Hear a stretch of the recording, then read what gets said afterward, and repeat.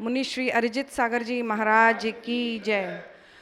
मंगलम भगवान वीरो मंगलम गौतमो गणी मंगलम कुंद कुंदाद्यो जैन धर्मोस्तु मंगलम सर्वमंगलमांगल्यम सर्वकल्याणकारकम सर्वप्रधानां धर्माणां जैनं जयतु शासनं जैनं जयतु शासनं जैनं जयतु शासनम्। ओम नमः सिद्धेभ्यः।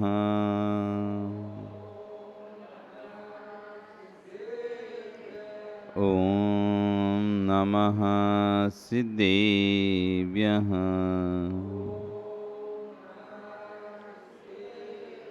ओम नमः सिद्धेभ्यः।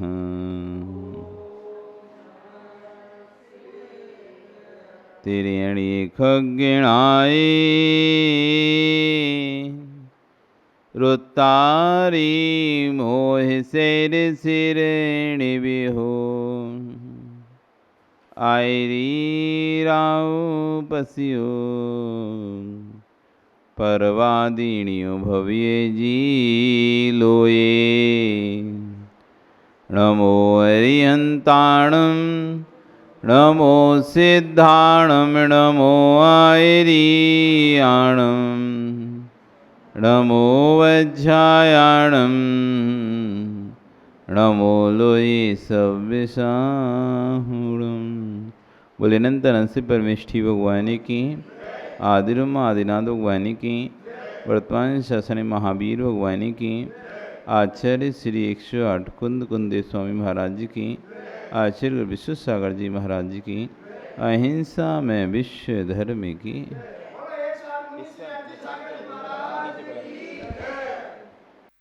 यहाँ पर आज समझा रहे हैं संकादि 8 दोष जिनकी चर्चा व्याख्या पहले हम कर रहे थे।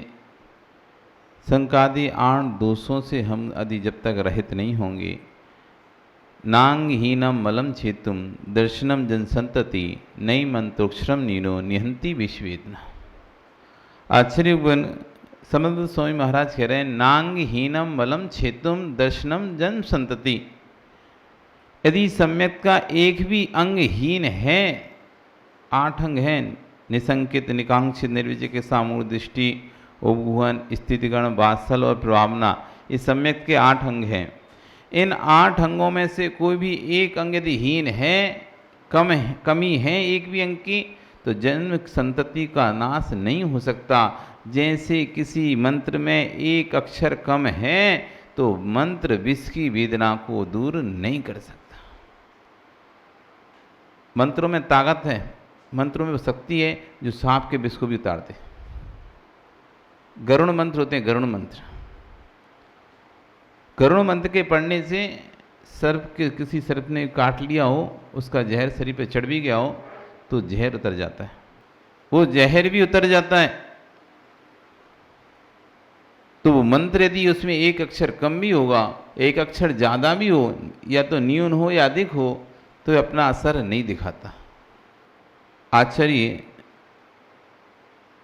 पुष्पदंत भूतबली महाराज जब आचार्य धरसेन स्वामी महाराज के पास आए थे, धरसेन स्वामी महाराज को जब ये वो रही कि आगे जाके धर्म का क्या होगा, लोगों की बुद्धियां क्षीण होती जा रही हैं। अभी तक लोग सुनकर परंपरा से गाथाओं को सुनकर दूसरे को सुनाते रहते थे, लेकिन बुद्धि क्षीण होने लगी, अब भूल जाते हैं। तो लेखन कार्य बहुत जरूरी है, लेखन कार्य बहुत जरूरी है। तो उन्होंने अरहतवली स्वामी के पास एक पत्र भेजा। यति सम्मेलन चल रहा था कि 2 योग्य शिष्यों की जरूरत है जिनको मैं अपना ज्ञान दे सकूं और वो अपना मेरा ज्ञान ले सकें और फिर उसको लिपिबद्ध कर सकें, लेखन कर सकें। क्योंकि आगे जाकर बुद्धियां क्षीण हो रही हैं और लोग जब सामने ग्रंथ हैं अभी तो व्यक्ति अपने अपनी मन चला रहा है, और नहीं होंगे तो फिर क्या होगा। अभी आचार्य सामने मौजूद हैं, आचार्य सामने होने के बाद भी अनेक पंथ चलने लगे हैं, अनेक प्रकार के शिष्य अपने अपने हिसाब से सोचने लगे हैं, फिर तो आगम को जानने वाले आचार्य नहीं रहेंगे, फिर तो और अपने हिसाब से धर्म चलाएगा व्यक्ति। इसलिए इस आगम का लेखन होना चाहिए। तो 2 शिष्यों को मांगा अरदली स्वामी से, तो उन्होंने 2 शिष्य भेजे, पुष्दंत, एक का नाम भूतबली। दोनों शिष्यों को भेजा गया। दोनों शिष्य वहाँ पर जब पहुँचे तो उन्होंने नमस्कार किया और जिस कार्य के लोग आए थे उसके लिए निवेदन किया कि आपने हम लोग को बुलाया है, आप हमें ज्ञान दान दीजिए जिससे हम इस जिन शासन को उपकार कर सकें, कुछ उपकार चुका सकें जिन शासन का। तो आचार्य ने क्या किया, आप पहले तो 3 दिन आप शांति से रहो। फिर उसके बाद उनको एक एक मंत्र दे दिया दोनों को। पहले ये मंत्र सिद्ध करके आओ आप। एक मंत्र में एक अक्षर कम कर दिया था और एक मंत्र में एक अक्षर ज़्यादा कर दिया, और दोनों को पकड़ा दिया। दोनों तो गुरु आज्ञा से जैसा मंत्र था वैसा पढ़कर उसकी सिद्धि में लग गए, उपवास पूर्वक मंत्र की सिद्धि में लगे। और कुछ समय बाद उपवास पूर्वक मंत्र सिद्धि कर रहे थे, एकाग्रता से वो मंत्र सिद्ध हो गया। सिद्ध होने पर एक आँख वाली देवी आई और एक में अधिक दांत वाली देवी आई।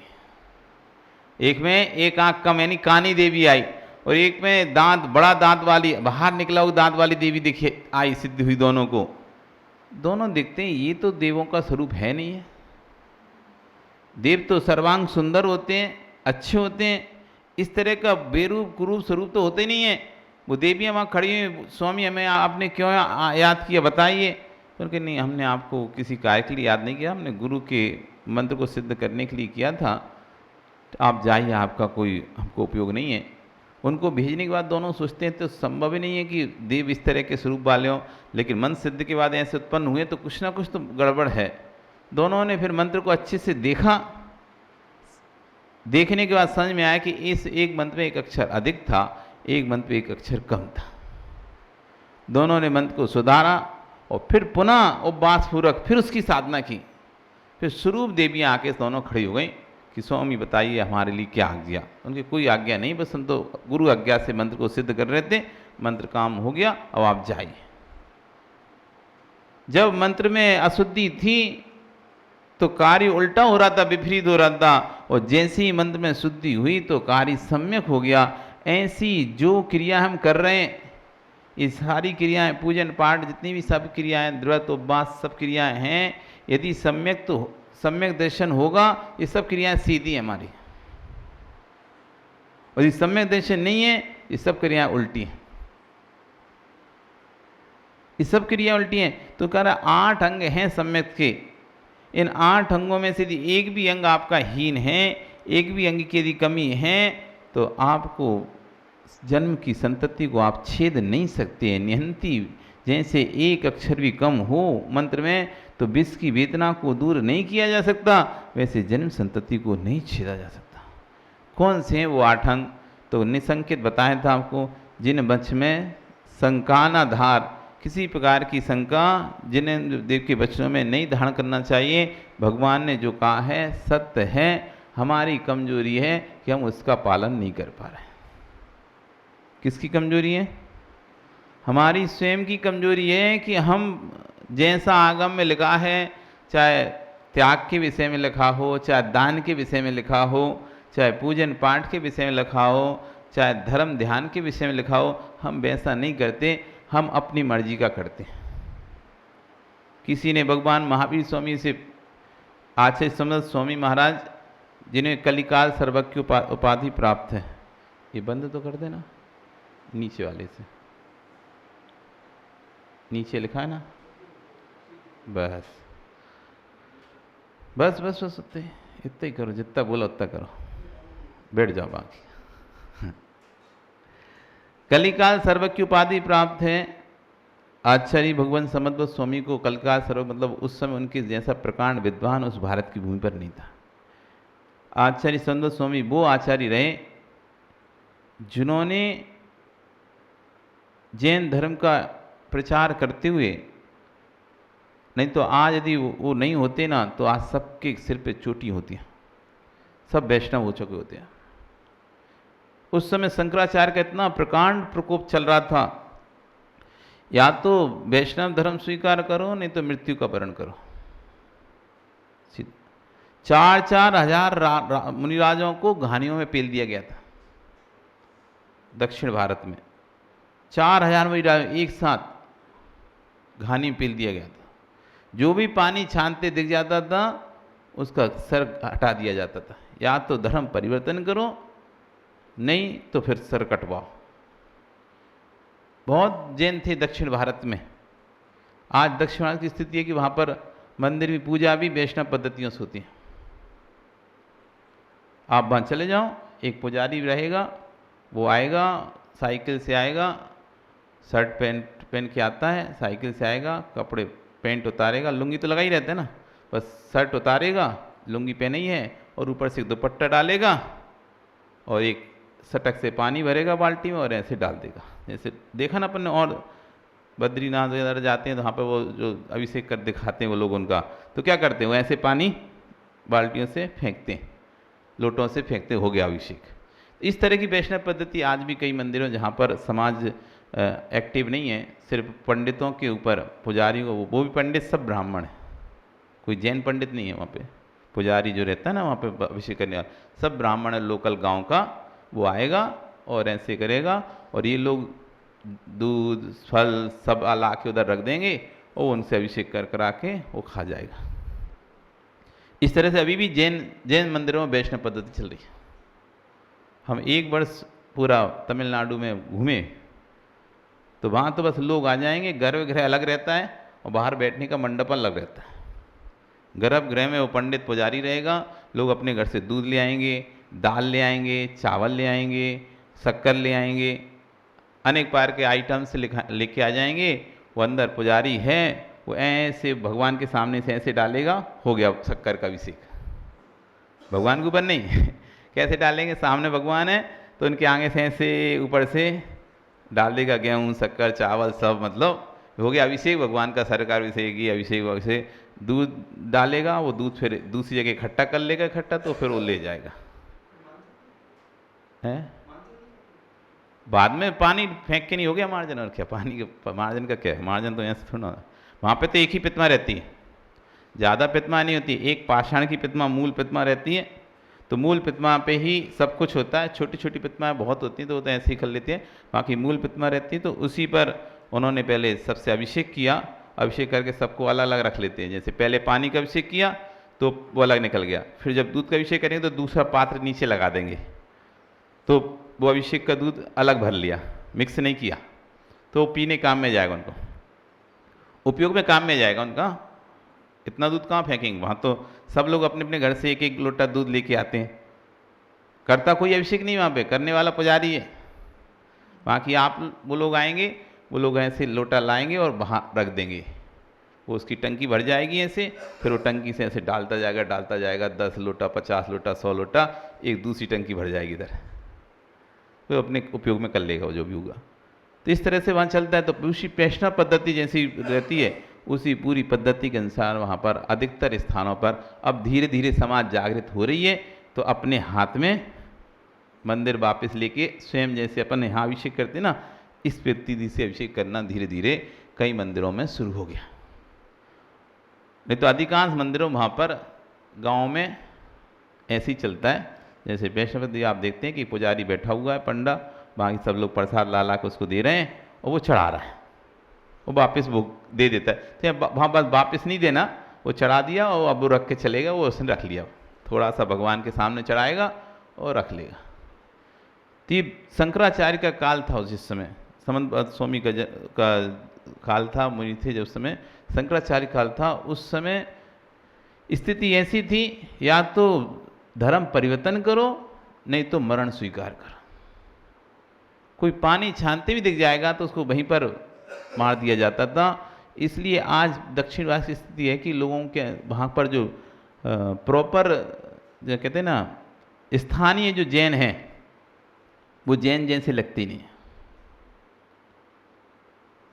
स्थानीय जैन हैं वो जैन जैसे लगते नहीं है, ऐसा लगता है ये सब उसी के हिस्सा है, उनको धर्म उनको कुछ भी नहीं आता। भोजन पानी कैसे साधु को कैसे हार कराते हैं, कैसे प्रगान कराते हैं। धीरे धीरे अब महाराज लोग वहाँ पर जा रहे हैं, समझा रहे हैं उनको, वो समझ में रहे हैं। अब धीरे धीरे उनकी थोड़ी थोड़ी जागृति आ रही है, नहीं तो उनको कुछ भी नहीं आता, ये भी शून्य है इस धर्म के मामले में। जो करेगा पंडित करेगा, बस उनको तो बैठना है। जैसे अन्य दर्शनों में आप देखते हैं बस बैठना है, बाकी सब काम किसको करना है, ऐसी स्थिति वहाँ पर हो गई है। इसका कारण क्या रहा, जबकि वहाँ पर सबसे ज़्यादा धर्मात्मा थे। क्योंकि जब मध्य भारत में अकाल पड़ा था तो 12,000 साधु दक्षिण भारत की ओर ही गए थे। तो 12,000 साधुओं की परिचर्या कराने वाला देश था वो। तो ऐसा तो नहीं है कि वहाँ जैन नहीं होंगे, कितने जैन रहे होंगे। भद्रभाव के काल में जब 12,000 साधु दक्षिण में जाकर अपनी परिचर्या करके आए हैं तो जैनों की संख्या तो वहाँ पर बहुत सी, लेकिन धीरे धीरे धीरे धीरे वहाँ सभी हमारे बड़े बड़े जैन मंदिरों पर कब्जा कर लिया गया, सब विध्वंस कर दी गई, नष्ट कर दी गई। उस समय समंत स्वामी काल था, उन्होंने जो धर्म की प्रवाहना की, शास्त्रार्थ किया, धर्म की प्रवाहना की, उस कारण से आज हम बचे हुए हैं, नहीं तो आज सबके सिरों पे चोटी होती, बन गए होते सब। तो वो समंत स्वामी महाराज लिख रहे हैं, नहीं मंत्र क्षणो न्यूनो नियंती विश्वेदना। उन्होंने एक ग्रंथ लिखा इक्तानुशासन। हम कहना हम बस ये पूजा पाठ के अलावा कुछ पढ़ते नहीं तो पता नहीं है हमारे आचार्यों ने क्या क्या धर्म के लिए बलिदान किए अपने, इतना समय निकालकर इतने परिचय उपसर्ग सहकर इस जैन दर्शन को बचा के रखा है। अनमोल वस्तु को कहते ना, कितने जैसे भारत की आज़ादी के लिए कितने लोगों ने अपनी कुर्बानियाँ दी और कैसे कैसे उसको, ऐसी जैन दर्शन को बचाने में कितने आचार्यों ने अपने प्राणों को गंवाया है, आप लोगों को कुछ भी पता नहीं है। अकलंग स्वामी जिन्होंने जैन दर्शन के अपने भाई की प्राण बलिदान दे दिया था। आचार्य समंत स्वामी, आचार्य उमा स्वामी, पूजपा स्वामी, कुंदकुंद स्वामी, विद्यानंद स्वामी, अनेक आचार्य आराध्य आचार्य हुए, प्राचीन आचार्यों जिनका बहुत बड़ा योगदान जैन दर्शन। आज हम जो सिर उठाकर चल पा रहे हैं ना, किसी के आगे कुछ मांगने की जरूरत नहीं पड़ती हमको, हमारे पास सब प्रकार के ग्रंथ हैं, न्याय, ज्योतिष, विद्या, मंत्र, तंत्र, सिद्धांत, आगम, आयुर्वेद, ऐसा कोई भी सेक्टर नहीं है जो कि हमारे पास अछूता हो। हमें किसी के पास भीख मांगने की जरूरत नहीं है। हमारे पास स्वयं के आयुर्वेदिक ग्रंथ हैं, हमारे पास स्वयं की संस्कृत प्राकृत के ग्रंथ हैं, हमारे पास स्वयं के गति सिद्धांत हैं, आगम है, अध्यात्म है, न्याय है, सब कुछ है हमारे पास, ज्योतिष है, तंत्र है, मंत्र है, सब कुछ है हमारे पास। कोई भी ऐसा सब्जेक्ट नहीं है जो कि हमें दूसरे के आगे हाथ फैलाना पड़े, भैया तुम्हारे यहाँ है, हमारे यहाँ व्यवस्था नहीं है। सब हमारे आचार्यों ने लिख के रख गए हैं, बस हम अब आगे ऐसे हैं, बस एक दूसरे की बुराइयाँ, एक दूसरे की काट करना, एक दूसरे के बारे में कमेंट्स करना, बस इन्हीं में अपना समय निकाल देते हैं। मंदिर आते हैं तो पूरे मंदिर में आके बस यही में समय निकाल के चले जाते हैं, कुछ नहीं करते, कुछ पढ़ते भी नहीं है, कुछ समझते भी नहीं है। नई नई पुस्तकें पढ़ते हैं तो बस नई नई पुस्तकें थोड़ी थोड़ी पढ़ चले, पुराने आचार्य ने क्या लिखा है, क्या क्या उनके आगम में लिखा है, सुनील पढ़ा तुमने? अरे हमको तो नाम भी याद नहीं होंगे ग्रंथों के, हमको तो नाम भी याद नहीं, इतने ग्रंथ हैं हमारे पास, इतने ग्रंथ हैं। आज भी दक्षिण भारत में हमारे ग्रंथों की 6 महीने तक होली जलाई गई थी, मतलब 6 महीने तक आग बुझी नहीं, इतने ग्रंथ जलाए गए थे शंकराचार्य के काल में। तब भी आज भी बहुत सारे हमारे प्राचीन ग्रंथ नष्ट कर दिए गए थे, लेकिन फिर भी आज भी इतने ग्रंथ हैं, यदि सारे ग्रंथ इकट्ठा किया जाए तो कमरे के कमरे भर जाएं, ग्रंथ खत्म ना हो। सोचो कितना, पहले लिखते भी किस पे थे, ताड़ पत्रों पर ग्रंथ लिखा जाता, सुविधाएं नहीं थी, लेखनियां नहीं थी, एक अक्षर को लिखने में 10-10 मिनट लग जाता था, एक अक्षर को लिखने में 10-10 मिनट लगता था। और उन्होंने लिखा है 96,000 श्लोक प्रमाण ग्रंथ लिखे, एक श्लोक में 56 अक्षर होते हैं, कितने? 56। 14 के 4 वंश बनते हैं तो 56 अक्षर हुए। अब 96,000 गुणे 56 करो, 96,000 श्लोक प्रमाण। इतना मोटा ग्रंथ लिखा गंध हस्ती महाकाव्य आचार्य संत स्वामी ने। 96 किस पे? ताड़पत्र पे, जिस एक अक्षर को लिखने में 10 मिनट लगता हो। अब सुनो 96,000 श्लोक प्रमाण अक्षर लिखने में कितना समय लगा होगा उनको। एक एक पत्ते पर एक एक अक्षर को टक कर कर करके ऐसे, किससे? कांटे से। कोई पेन पेंसिल कुछ नहीं रहता था। जो बबूल का कांटा रहता था ना, सही का कांटा, सही अपना कांटा जो छोड़ देती थी, बबूल जो कांटा रहता है, ऐसे कांटों से सूखे ताड़ के पत्र इकट्ठे कर कर उन पर लिखते थे। वो दिन क्या रहे होंगे। आज तो सब प्रिंटिंग प्रेस है, सब कुछ है, मोबाइल है, कंप्यूटर है, लैपटॉप सब है, बोलो सो लिखा हो जाता है। हाँ तो एक एक अक्षर को लिखना पड़ता था। आपने तो ताड़पत्र के ग्रंथ भी नहीं देखे होंगे, एक बार उठाकर भी नहीं देखा होगा, खोलकर भी नहीं देखा होगा, बस पड़े हैं सो बंधे हुए रखे हैं, सो जिंदगी निकल जाएगी, वो बंधे ही रखे रहेंगे। कभी खोलकर राजी तुमने उसे धूप भी नहीं दिखाई होगी। दिखाई क्या कभी? एक बार खोलकर भी उन्हें उठाकर देखा क्या? एक बार खोलकर उनको उठाकर धूप दिखाई क्या पता उनमें खून तो नहीं लग गई, कीड़ा तो नहीं लग गया। एक बार उठाकर देखा कब तक नहीं होगा। जैसा बंधा है आज तक बंधा ही पड़ा है, कभी नहीं खोला। बस गए अलवाई से लाल जिरवानी उठाई, पढ़ी लिखी, थोड़ा एक आध कोई ग्रंथ है वो लेटेस्ट नए जमाने का प्रिंटिंग वाला उठाया और थोड़ा सा 4 पेज पढ़े, वो ही रख दिया। मतलब कभी ना तो हमने अपने प्राचीन ग्रंथों को देखा, ना कभी प्राचीन आचार्यों के नामों को स्मरण किया। अरे कम से कम ये मंदिर है, पवित्र कर लो इसको। उन प्राचीन आचार्यों के नाम ही लिख लो, उनके परिचय लिख के ही टांग लो, जिससे आने वाली पीढ़ी को पता चल जाए कि ऐसे ऐसे प्राचार्य कुंद कुंद स्वामी, आचार्य उमा स्वामी, आचार्य समदत्त स्वामी, आचार्य अकलंग स्वामी, आचार्य विद्यानंद स्वामी, आचार्य मांगनंदी, आचार्य रविशेन स्वामी, आचार्य जिनसेन स्वामी, आचार्य भूतबली, आचार्य पुष्धन, आचार्य धरसेन स्वामी। इतने सारे आचार्य, अति प्राचीन आचार्य जिन्होंने जिन आगम को, आज जिन ग्रंथों को तुम पढ़ रहे हो ना, वो आचार्य नहीं होते ना, आज तुमको ग्रंथ पढ़ने नहीं मिलता।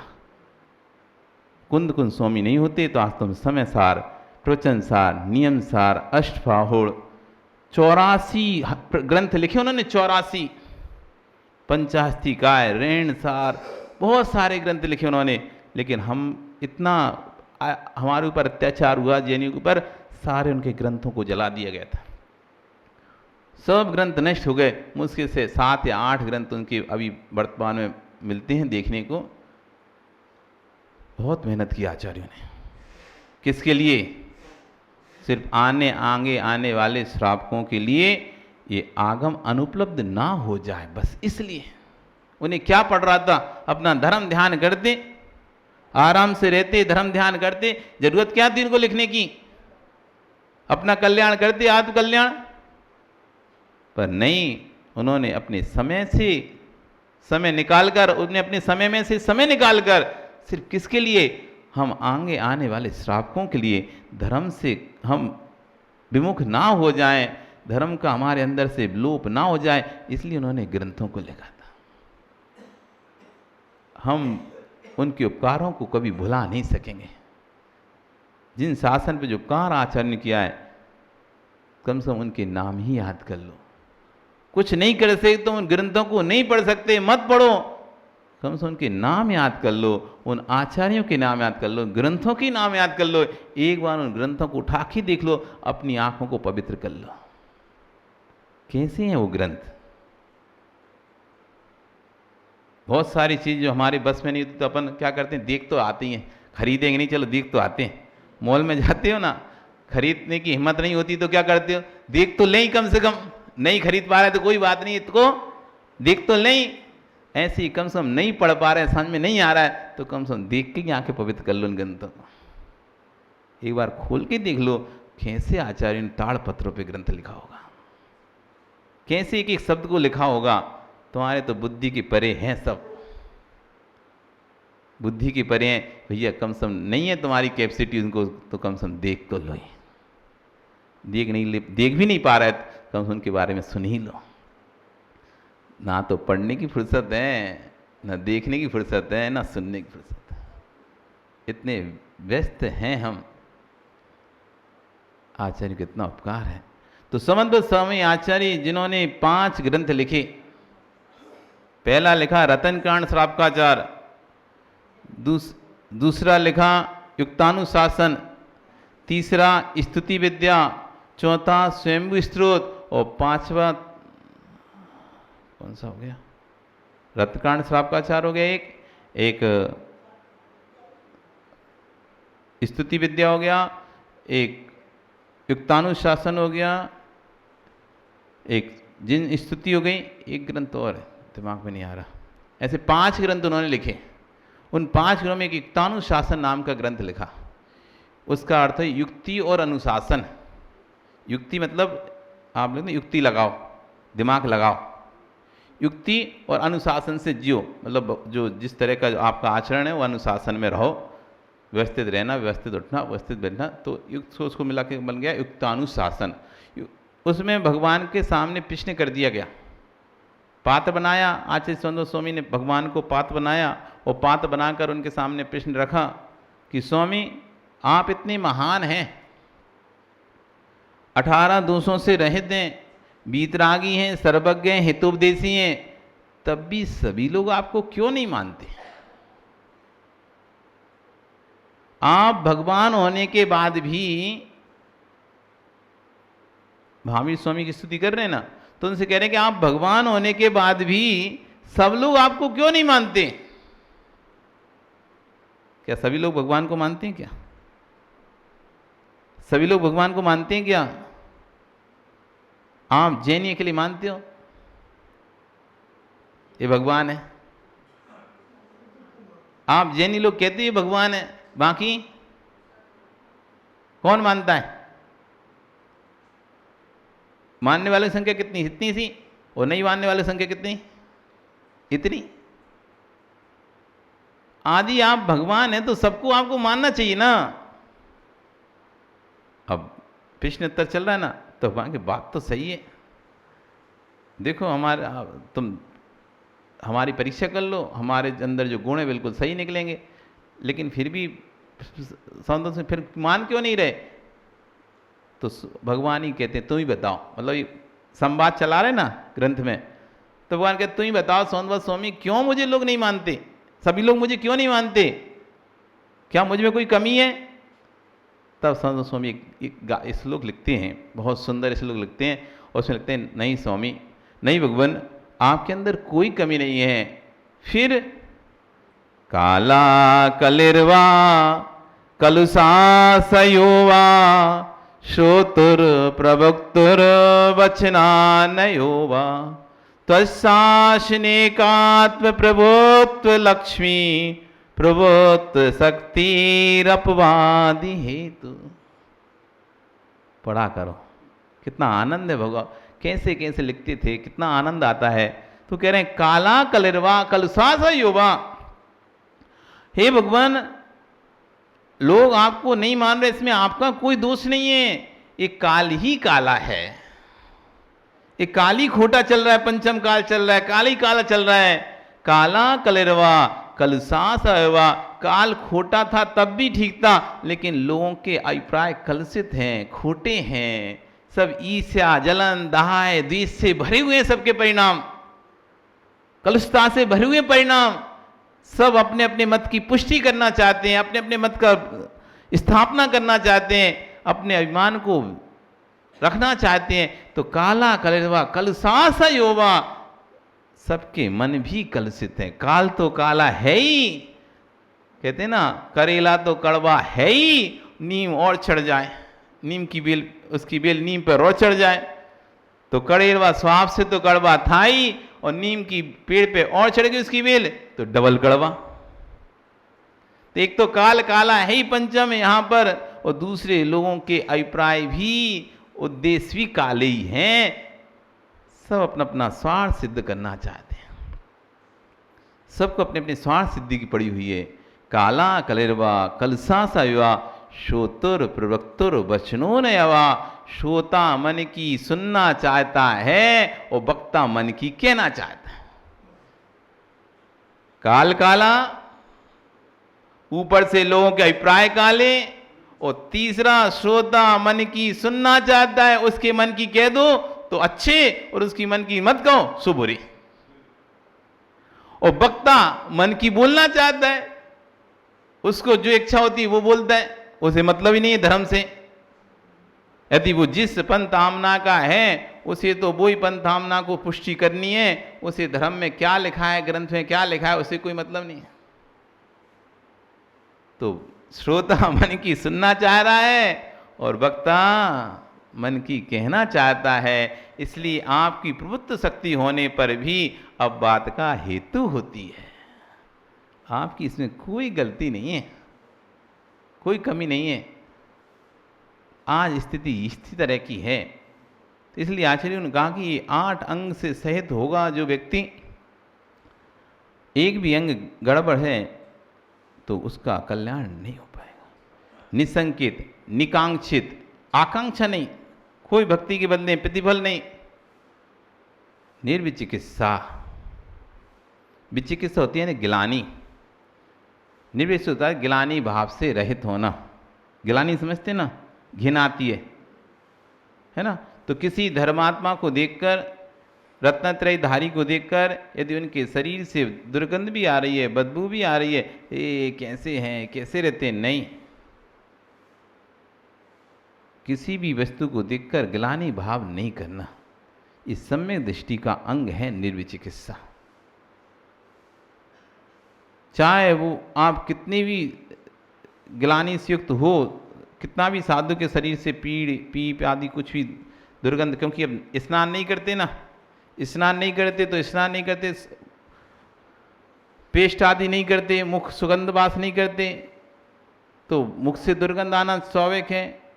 शरीर से स्नान नहीं करते, शरीर से दुर्गंध आना स्वाभाविक है। मल आदि जमना स्वाभाविक है।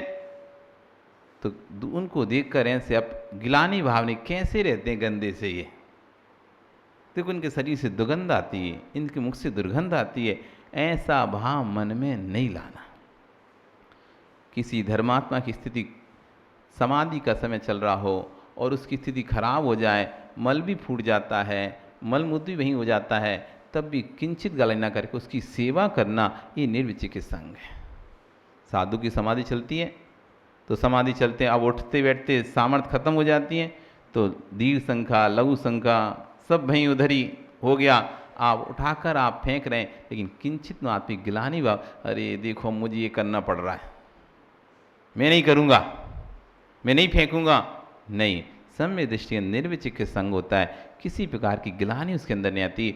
वो जैसे सब से उनकी समाधि साधु की श्रावक जो भी हो, सल्लेखना रथ हो, उनकी निर्विच गिलानी भाव से रहकर उनकी सेवा करता है। हम नहीं जाएंगे, वो तो हमको करना पड़ता है, साफ सफाई करनी पड़ती है, हम नहीं जाएंगे, ऐसा नहीं होगा। वो हर समय तैयार रहेगा, तत्पर रहेगा सेवा करने के लिए। ये निर्विचिकित्सा अंग है। कोई भी वस्तु को देखकर गिलानी नहीं करना। सम्यक दृष्टि जीव धर्मात्माओं को देखकर गिलानी भाव अंतरंग उत्पन्न नहीं लाता, बल्कि उनकी सेवा करने के भाव लाता है। घर में कोई वृद्ध माता पिता हैं, अगर घर में कोई वृद्ध व्रती है, अब उसकी स्थिति खराब हो चुकी है, शरीर में भी कीड़े मतलब फोड़े हो चुके हैं, जगह जगह हो जाता है ना, बेड सूल हो जाते हैं, बेड सूल हो जाते हैं, कहीं भी उठाओ तो खाल चपट जाती है, निकल जाती है, शरीर से दुर्गंध गंदी आती है, नली डल जाती है, ये हो जाता है, वो हो जाता है, देखने कितना भीवश लगता है व्यक्ति, तब भी उसकी सेवा करना, तब भी गिलानी भाव से रहित होकर उसकी सेवा करना, ये निर्विचिकित्सा अंग है। किसी की सेवा में गिलानी नहीं लाना। हम बाकी सब कर देंगे, ये हमसे नहीं होता, हमको घिन आती है, ये ऐसा तब ऐसा नहीं। अच्छे से आप उसकी प्रेम से सेवा करना, चिल्लाकर या गुस्सा करके उसकी सेवा नहीं करना। नहीं तो बहुत से लोग सेवा तो करते हैं बुजुर्गों की, लेकिन फिर चिल्लाते हैं, तो समझ नहीं आता है, ऐसा कर लेते हो, समझ नहीं आता, वैसा कर लेते हो, ऐसा करते रहते हो, वैसा करते रहो। बोला कितनी बार बोला कि बुला लिया करो। ऐसे उन पर चिल्ला चिल्ला कर, उनको गुस्सा कर करके अपशब्द बोल बोल कर सेवा तो करते हैं, लेकिन उनकर चिल्लाते रहते हैं। तो आचार्य कहते हैं भैया नहीं, इस सम्यक दृष्टि के अंदर निर्विचिकित्सा अंग होता है। वो किसी प्रकार से गुस्सा आदि नहीं करके ग्लानि भाव से रहते होकर बुजुर्गों की, माता पिताओं की अथवा धर्मात्माओं की सेवा करता है। ये उसका निर्विचिकित्सा अंग है। यदि ये नहीं है तो उसकी पूजन पाठ व्यर्थ है। जो अपनी माता पिता की सेवा नहीं करता, उनको ऐसे ही छोड़ देता है रोने बिलखने के लिए, और उन पर उनकी लघु शंका दीर्घ शंका पर होने पर गिलानी करके, अरे नौकरों से कहा हमसे तो नहीं बन, तो नौकर लगा दो। स्वयं नहीं कर रहा, स्वयं को गिलानी भाव आ रहा है ना, तो उसके लिए उसने नौकर लगा दिया है करने के लिए, सब काम के लिए, और स्वयं जाता भी नहीं कमरे में, हमको बदबू आती है, वो ऐसी गंदा लगता है, ऐसा सोच के नहीं, वो कमरे में भी नहीं घुसता, सब काम नौकर से करवा रहा है। और इधर मंदिर में खूब भक्ति भाव से घंटी बजा रहा है, अभिषेक पूजन कर रहा है, दान दे रहा है, तो कह रहे हैं आचार्य सब व्यर्थ है उसका, क्योंकि उसके अंदर निर्विचिकित्सा अंग नहीं है।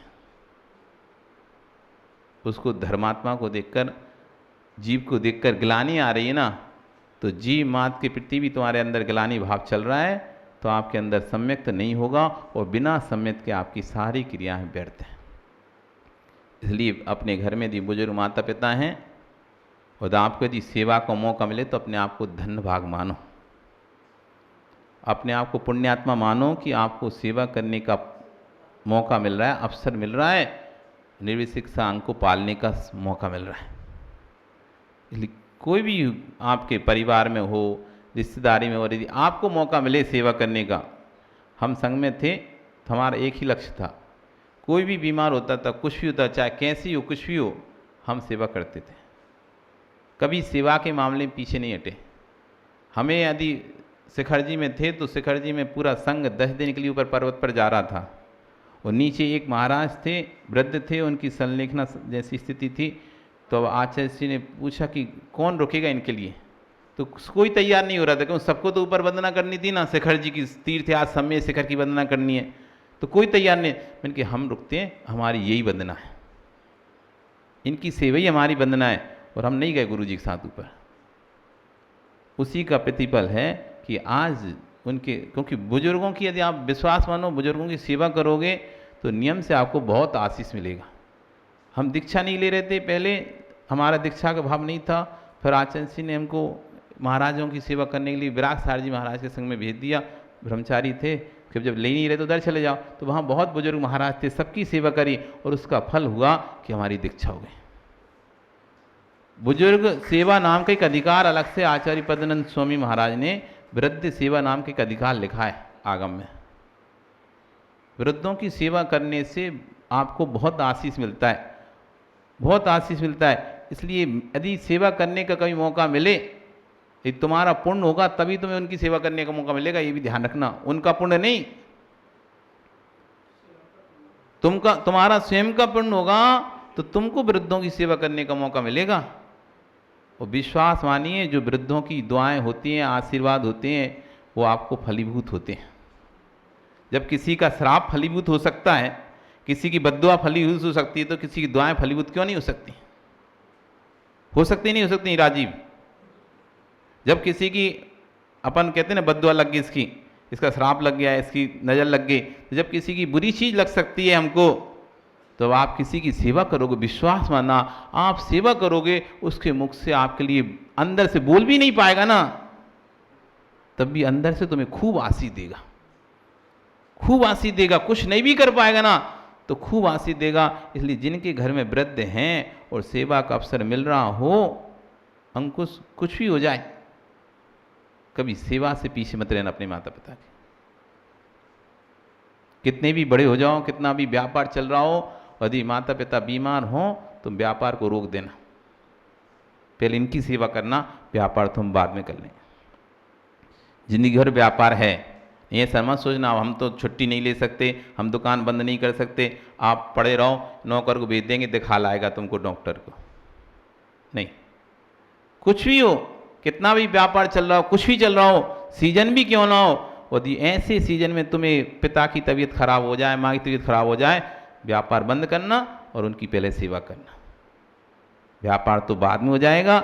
यदि व्यापार से 10,000 का नुकसान भी हो गया तो वो कहीं से ही भरपाई कर लेंगे, लेकिन किसी चेतन जीव का नुकसान हो गया वो दोबारा भरपाई नहीं हो पाएगी, बाद में फिर पछताना हाथ में रह जाता है। इसलिए सेवा कर लो खूब, क्योंकि बाद में जब वृद्ध चले जाएंगे फिर आगे सिर्फ पछताना के अलावा रहे कि हम सेवा नहीं कर पाए, हम उनकी सेवा नहीं कर पाए, ऐसा पछताना ही हाथ में रह जाएगा, फिर और कुछ नहीं होगा। इसलिए खूब सेवा करो, खूब आशीष मिलेगा, खूब दुआएं मिलेंगी, खूब आपको शुभ भावनाएं उनकी मिलेंगी, अंदर से दिल से वो देंगे तो आपके नियम से जो रुके आदि काम है वे सब बन जाएंगे। ये भी एक, जैसे वो न्यूरोलॉजी वाला आता है तो बोलता है रेमेडीज बोलता रहता है, ये उपाय करो वो उपाय, ये भी एक उपाय है। यदि आपके काम यदि नहीं बन रहे हो तो वृद्धों की सेवा करो, उनसे जो आशीष मिलेगा, उनसे जो प्यार स्नेह आपको मिलेगा, उससे आपको आपका बिगड़ा काम भी आपका बनेगा। आपका समय हो गया तो निर्विचिकित्सित संग को हम पालन करें, किसी भी वृद्ध से हम गिलानी भाव ना करें, वृद्धों की सेवा करेंगे, वृद्धों की अच्छी शुश्रा करें, उनका अच्छे से समाधि मरण करवाएं, उनको धर्मोपदेश सुनाएं और सब प्रकार की उनकी सेवा करें, उन पर गुस्सा ना करें, डांटें नहीं, चिल्लाएं नहीं, तो नियम से आपके अंदर निर्विचिकित्सित संग आएगा और ये आपकी पूजन करना, अभिषेक करना, पाठ करना, उपवास जप माला करना सब फिर सार्थक होगा। बोली भगवान महावीर स्वामी की